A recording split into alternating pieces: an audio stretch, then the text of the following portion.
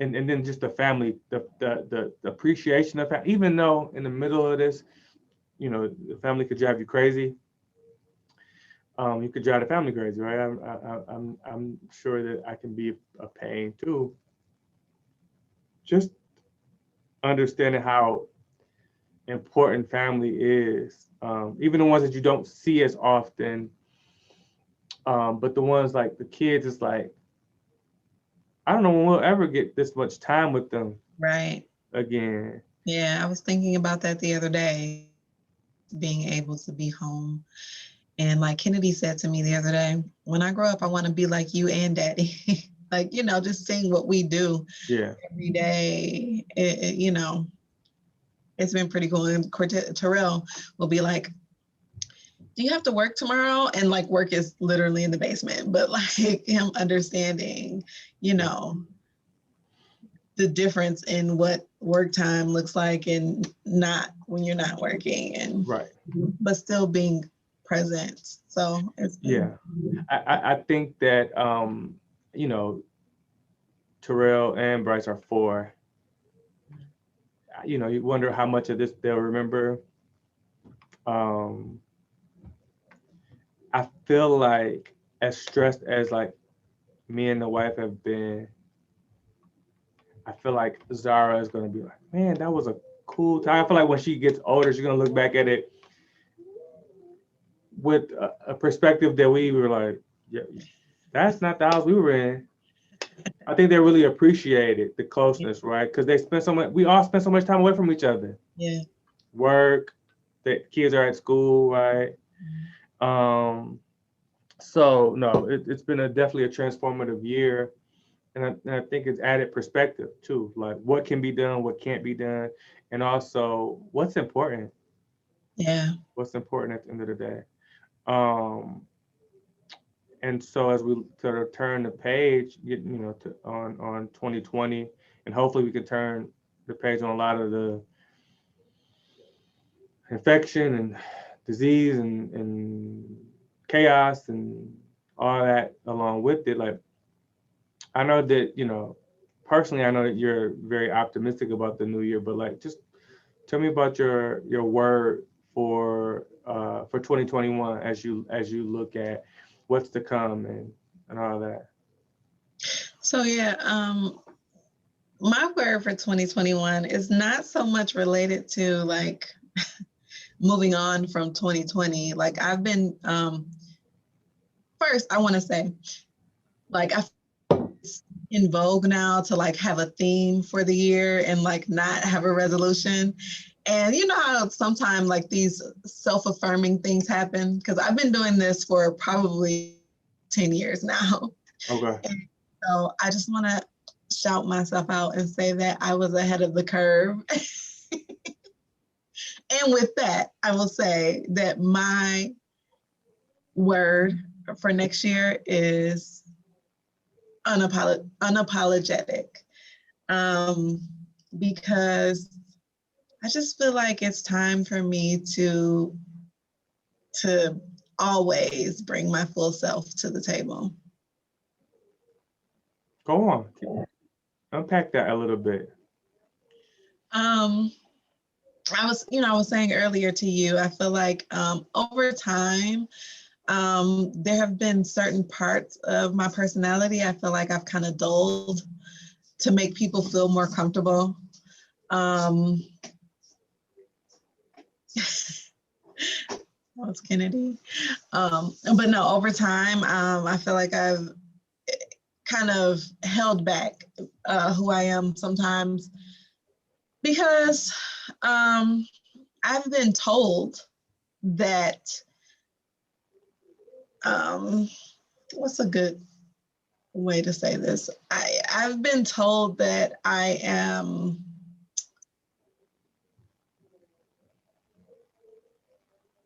don't want to say the only word I can think of. I've been told I can be abrasive. I'll put it that way. Um, and that's not ever really my intent. Um, but it makes me like rethink how I phrase things, how I show up, in all this. And I don't want to do that anymore. Like, I just want to, I have a lot of good things to offer. And I feel like by filtering everything, I'm holding back, and I'm not going to do that anymore. Well, you don't ever hold back with me. So, um, you know, but I love it. I,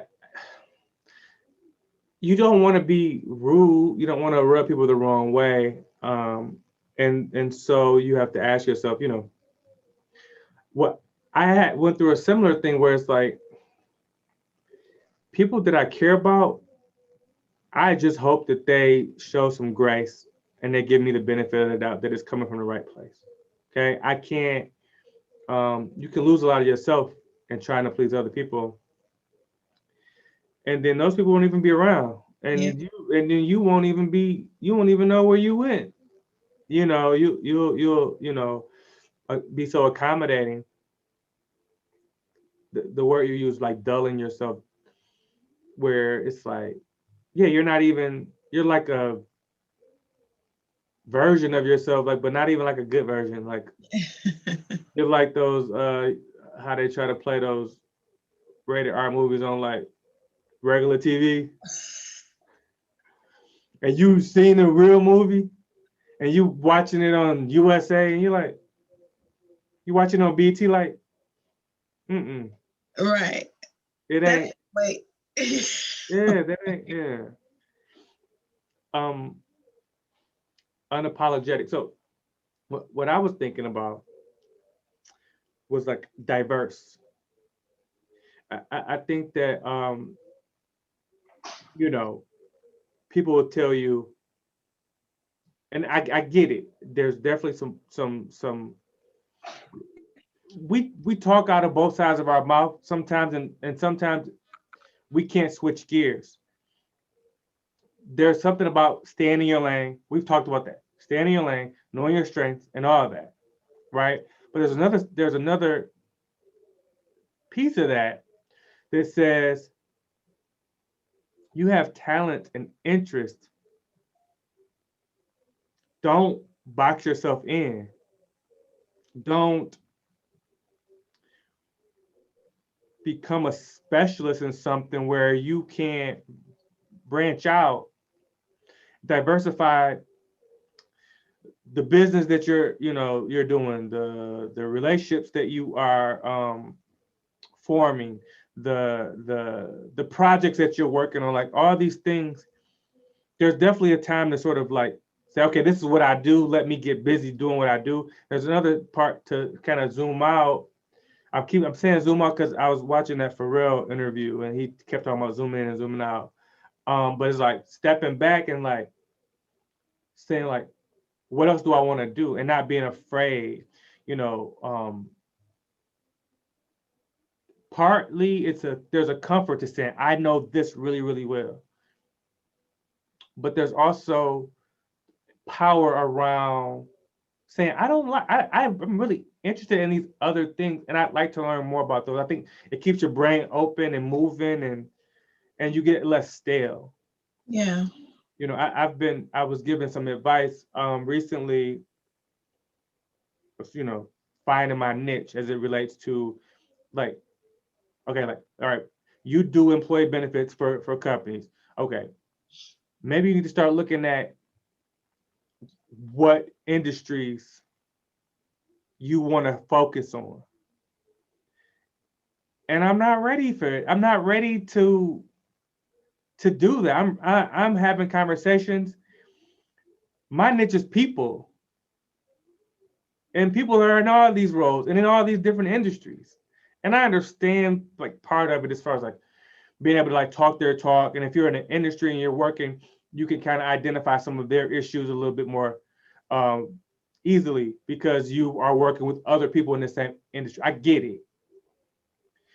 I'm not letting anybody box me in. I'm not letting anyone tell me what I should be doing or what I shouldn't be doing because it sounds good when I report back to them. Because ultimately, it's about gaining clients and bringing in business. And maybe my niche will find me, but I ain't looking for it. I'm not. I'm looking for opportunities that allow me to spread my wings, not for me to retract or restrict myself in any way. You know, my marketing brain does not agree with that, but I get what you're saying. My marketing brain says, you know, niching is a way that you can be more targeted, reach the right people. But what you said is important, I think, because a lot of times people fall into a niche. They don't just, you know, even like for me, like with my business, marketing, everybody who has a business needs marketing, no matter what it is. And so I can service anybody. I can look at data on search topics, how many people are searching for pizzas in Livonia versus how many people are searching for daycare providers in Troy. Like, you know, it doesn't matter. So I think that when you're first starting, like people, there's all this stuff that says you need to develop this niche. But like you said, maybe your niche will find you. It comes to you. If there's something that you become really good at, and it doesn't have to be just one thing. Like you can be really good or that you reach. You're using the right tools to reach that audience, or maybe you're focusing more on that audience. And it also doesn't mean that other opportunities won't present themselves to you and that you shouldn't take advantage of them. So yeah, I get it. Yeah, I mean, maybe 2 years from now, I will look at my clients and go, wow, right. A great deal of my clients are in this field. Or in my brain, maybe it's just the type of client that I have, not the industry, but these people really value service and support. Right. They understand the need for diversity. They appreciate um, a more hands-on approach to servicing these accounts and more availability from their broker. That in my brain, that's what I want. I want to deal with the people that appreciate me, appreciate my team and what we bring to the table. Right. And even in that, it may still feel very generic, but you'll be able to have conversations right away with people. And if what they value isn't in line with what you provide, it's going to be a more difficult sell. Right. I'm selling myself and the support, you know, and insurance, you know, we call it like the back office, right? The amount of resources that you have access to. If you don't think that that's important, if you don't care about analytics, if you don't care about, you know, just having someone available, you know, some people want to call the same person. Some people, they just want their question answered. If you want just your question answered, then maybe you won't appreciate what we do as much. But if you appreciate knowing I'm gonna be around, knowing that you're gonna have, you know, whatever, right? It's like those would be the types of things that I hope that because you don't want to gain a client on like by happenstance and then lose that same client next year because of that same, they don't know they're always looking for what's next, but they don't necessarily know what they're looking for. And the same way you could win them, you could lose them if they don't appreciate the value that you bring. You know, I just I was listening to this Gary Vaynerchuk talk. Gary V. Yeah. Yeah. And did I write this down? Oh yeah, I think so, just in another place. He said something, the variable of success is creative. And the reason that came to me while during this discussion is because I'm very kind of analytical and, you know, straightforward and focused in that way. And so I used to, as somebody in marketing, you know, marketing and advertising is a creative industry.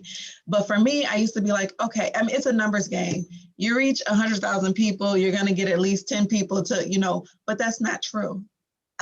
You know, as I've grown in my career, I've realized what you're saying to people matters. And like what you're saying about, like, you know, those things that differentiate you, it matters. And in sales, it is, to me, in my opinion, it's a lot about making people like you more so than, you know, what you're selling, you know, being that service and doing all that stuff. So. Well, twice today, you've agreed with me, which is good because typically I have this creative brain and I'm like, I want to do this. And you're always like, well, you should probably look at this or this. But I guess I feel better that you see where I'm trying to go. And it's not such a stark contrast from what you know to be true versus what what I'm feeling. Yeah. You know what I mean? I think that niching is more effective. Well, no, but like I said, we'll get to a point, and I said all that other stuff, and you know, I want people to value me and value the company, but I will look at my book of business in 2 years and say there has to be a majority of industries. There's only so many industries. There's gonna be something that there's gonna be an industry that I'm servicing more, just purely because that's what the numbers will say. Right. Will I have recognized it by that point, or will I be surprised? I don't know. Mm-hmm.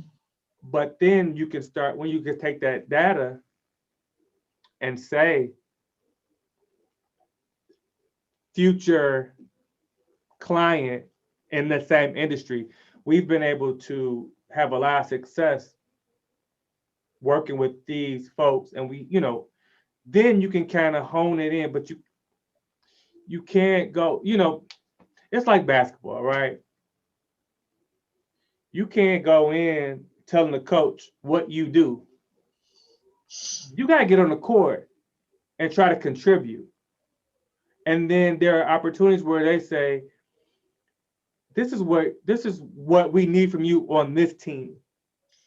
I think everybody's situation, like, I think the problem a problem that we have right now culturally is everybody's trying to replicate someone. Everybody's trying to take what somebody else did and put it on what they do.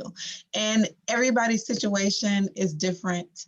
What you sell, maybe it doesn't make sense to do it this way, but what somebody else sells, it may make perfect sense, and they've been able to really scale and grow because of the focus that they have and really solving a problem really well. So, you got to find what works best for you and not just try to replicate what somebody else does just because, it looks good or whatever. This is how I feel, and I completely 100% agree. I feel like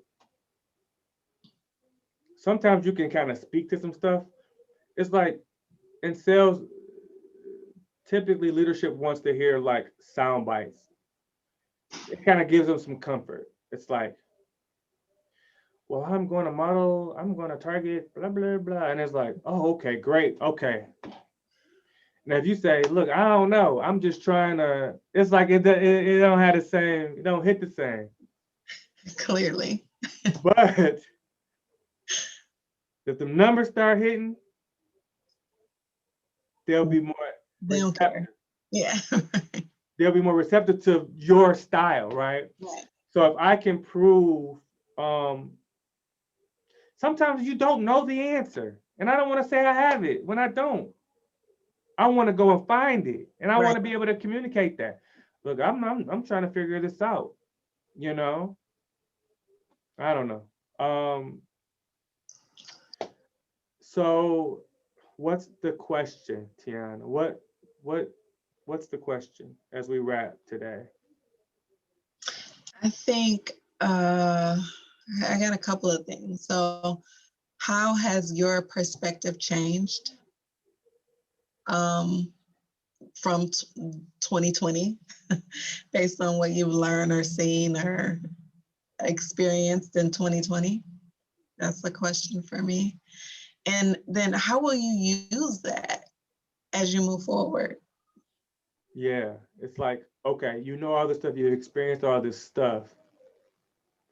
When we go back to our regularly scheduled programming, how much of this are you going to take with you? Yeah. Um, What about you? yeah, I think that my question is, yeah, how are you going to incorporate your lessons, and how soon will you forget the lessons that you feel like you learned, right? When you go back. Yeah, I'm with you. I'm with you. And I don't know, um, in my role, like as a husband and a father, like I want to be more present. I want to continue to be more physically around, but also like I want to take time to like really like engage with my people. Like, cause sometimes physically being there is like enough, and sometimes it's not enough. Sometimes they need you to be engaged and present. Um, and and then when it comes to like work and everything else and like nonprofit stuff that I'm working, like all the different groups in this, like I want to make sure that my time is being valued and that I am contributing exactly what, like I don't want to half-ass anything. Like people know what they're getting with me, and I want to give them that. And as long as they appreciate it, they value it, they expect it, I want to be able to deliver on that. And if I can't give them that, I need to figure out what the problem is. And maybe it's me, maybe it's not a great fit or whatever, but I just want to continue to challenge myself to like just be the best version of myself when I in any project, any venture that I'm a part of. I don't wanna be in the back of the classroom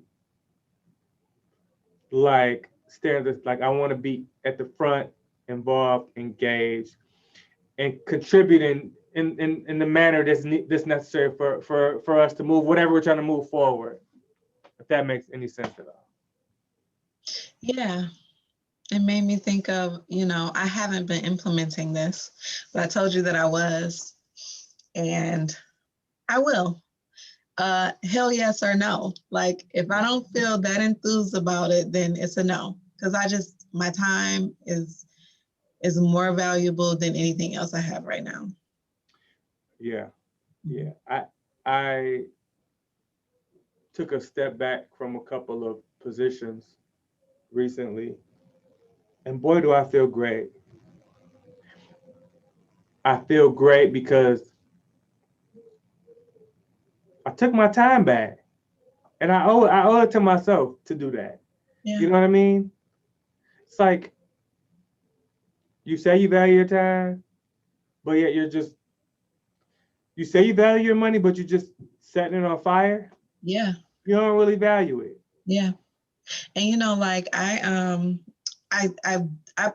recently really worked on my schedule, and I blocked out time, times where I'm going to be doing specific things. And so my partner the other day, we were talking, and she was like, well, can you like color code the times where you're just going to be working? I was like, no, I don't want to do that. That's why I have it set up that way, so that I can take that time to do what it's there for. Yeah.